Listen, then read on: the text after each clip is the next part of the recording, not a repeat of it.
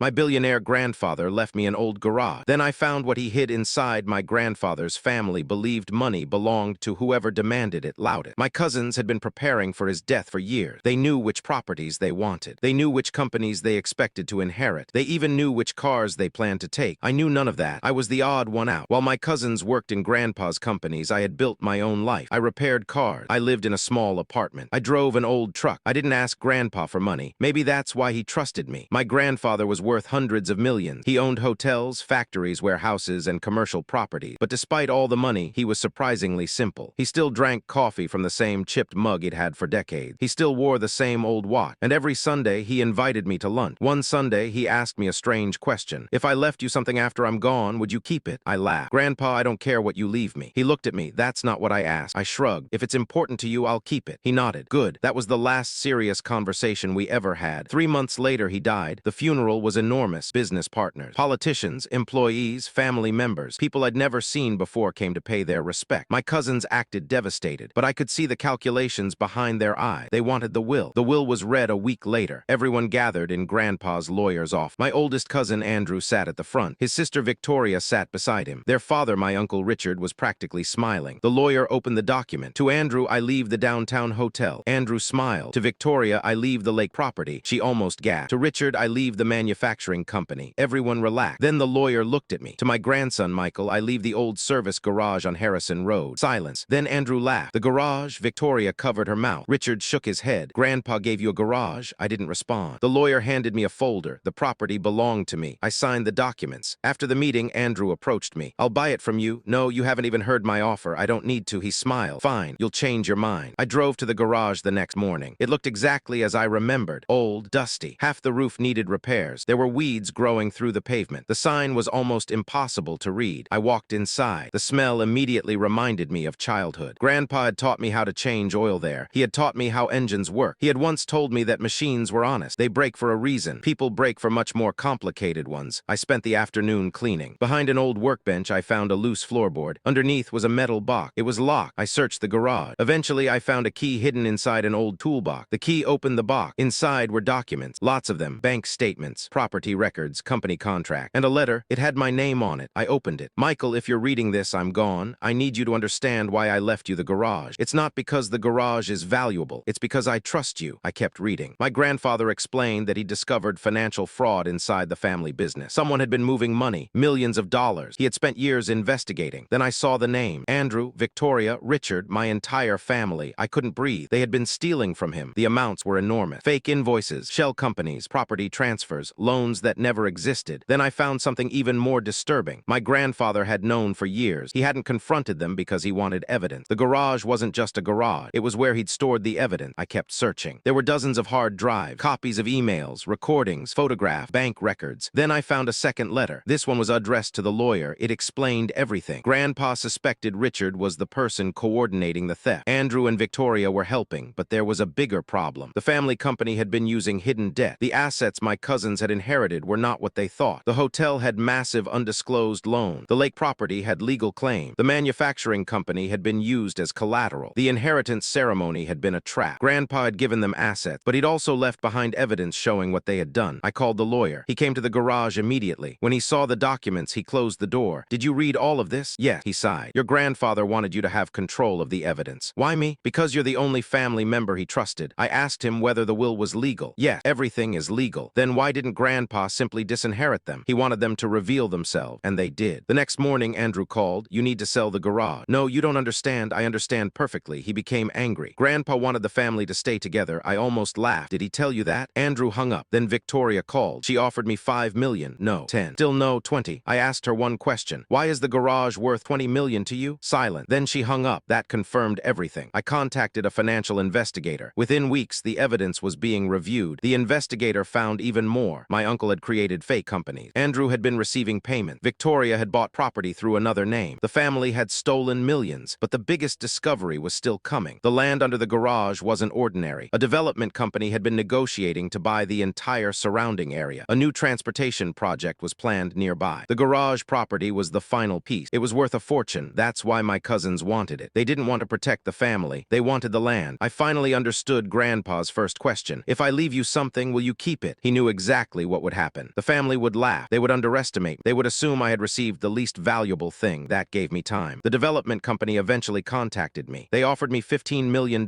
I refused. They raised it. $25 million. I still refused. Then they offered $40 million.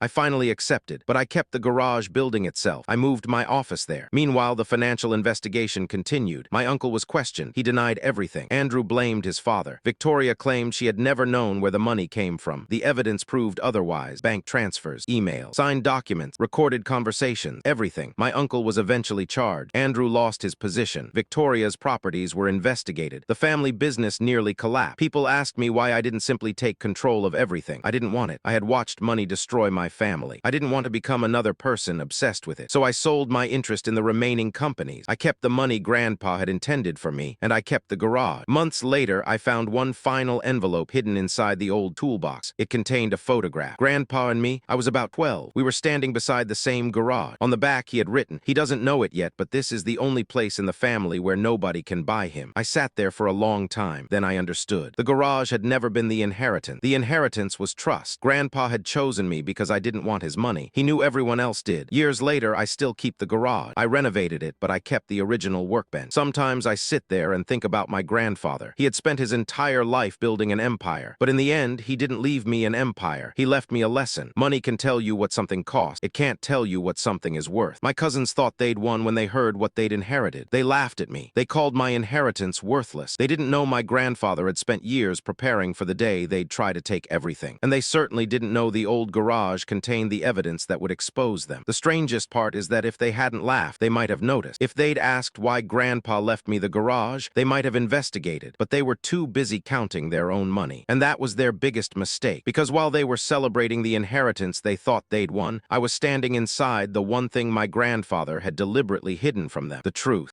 Like and subscribe for more videos like these. Thanks for watching.